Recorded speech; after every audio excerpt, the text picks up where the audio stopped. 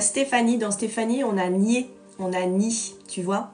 Souvent dans la psychogénéalogie, Stéphanie, c'est Steph a nié. Donc quelque chose qui a peut-être été nié dans ta généalogie et tu as été reprénommé de cette façon pour essayer d'aller peut-être ouvrir un secret de famille ou peut-être développer quelque chose qui n'a pas été dit. Qu'est-ce qui a été nié, tu vois? Steph a nié. Qu'est-ce qu'on a d'autre avec ce prénom-là? On a le Fa-né aussi, hein, tu vois, c'est ça qui est intéressant dans l'étymologie de vos prénoms. Je vous dis souvent, n'hésitez pas à inverser les lettres et à regarder un petit peu comment les choses se passent, mais c'est aussi fané. Donc, est-ce qu'il y a des choses qui se sont fanées dans ta généalogie? Est-ce que tu es là pour révéler ce qui s'est fané, remettre un petit peu de dynamique par rapport à ton prénom et remettre un petit peu de boost comme ça et de révéler ce qui doit être révélé?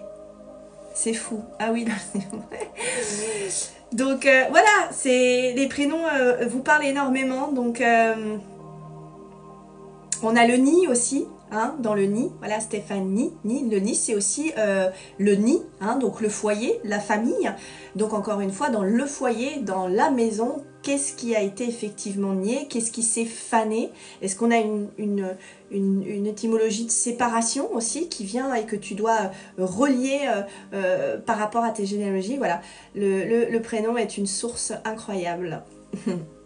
Ça va peut-être des choses qui vont te parler et qui vont réveiller des choses. Voyez aussi un enfant mort très jeune, surtout si des prénoms comme Jean ou Ange se retrouvent sur votre arbre.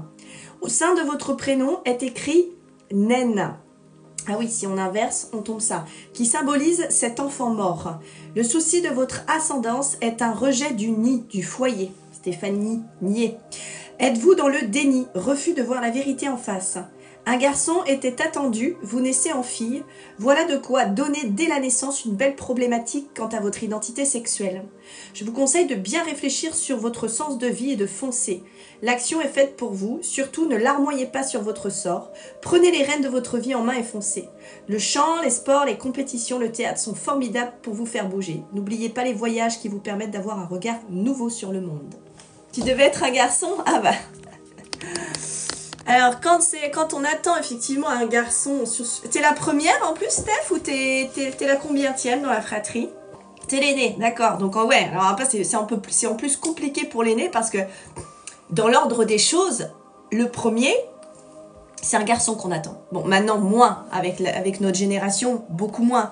Mais le premier, à l'origine, c'est un garçon qu'on attend. Donc, à l'époque, on attendait un garçon. Pourquoi? Parce que le premier, c'est celui qui porte. C'est comme ça qu'on dit en psychologie. C'est celui qui porte. Il porte le nom N-O-N, hein, vraiment l'assurance du nom, mais il porte le nom aussi dans la famille, le nom, l'héritage, le N-O-M. Donc, le premier a vraiment ce sentiment d'avoir un rôle à jouer, de porter la fratrie, de porter l'héritage familial. Et quand effectivement on a une fille, eh bien du coup il y a comme une idée que inconsciemment on veut être le garçon, on veut plaire au père aussi puisque celui qui porte est en référence avec le père, donc on veut plaire au papa et du coup on peut avoir cette énergie soit de vraiment sentir dans ses mémoires cellulaires qu'on attendait un garçon et que du coup inconsciemment on veut être ce garçon, donc on essaye de porter dans la masculinité aussi, dans le physique. Et ouais, mais ça tu le portes dans tes mémoires cellulaires, Steph, du coup. Tu vois, et inconsciemment, ça peut peser aussi, hein, tu vois, et la référence au père doit être pas forcément évidente pour toi aussi, tu vois. Cette idée de devoir avoir ce sentiment de devoir porter finalement, et inconsciemment, est-ce que, voilà, dans ta féminité, ça a été touché, quoi, tu vois. Et donc, ça peut aussi faire référence à cet enfant hein, décédé dans ta généalogie et ton prénom, il fait référence. Est-ce qu'il y a une reconnaissance de cet enfant à remettre dans son système familial? Voilà. Quand je vous dis que même votre travail, ce que vous faites, veut dire quelque chose. Votre travail veut dire quelque chose. L'endroit où vous vivez, même des fois le lieu dit, hein, même la rue dans laquelle vous êtes, des fois, parle de votre histoire généalogique. C'est un truc de fou. T'es dans le funéraire. Ah, mais ben. Bon ben, si t'es dans le funéraire, tu sais déjà qu'effectivement, il y a une révélation concernant un décès d'un enfant parti trop tôt, un deuil non accepté, hein, ma douce. Hein. Et là, il y a quelque chose que tu portes par rapport à ça. Hein.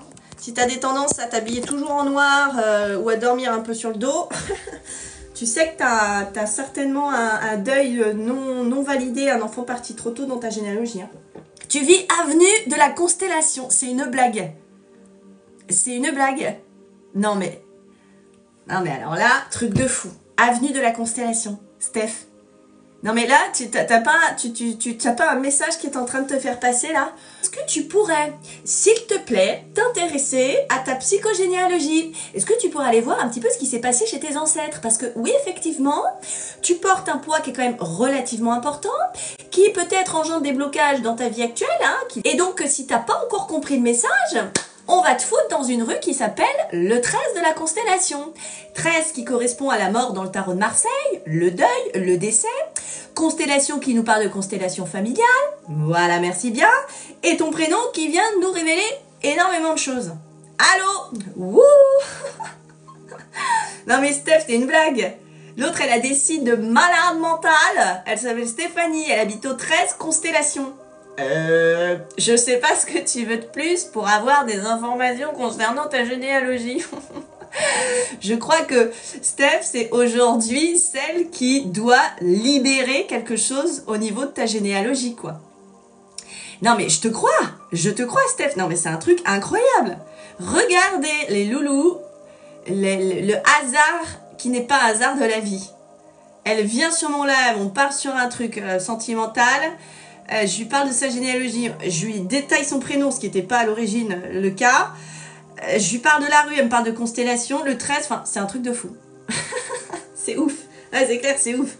Donc, ouais, Steph, tu vois, va vraiment chercher ce qui se passe dans tes ancêtres parce que, à mon avis, je pense que tu peux libérer un truc hyper important qu'il est nécessaire de faire aujourd'hui, quoi. Et qui vient peut-être bloquer effectivement ta vie, peut-être, et ta famille, et voilà.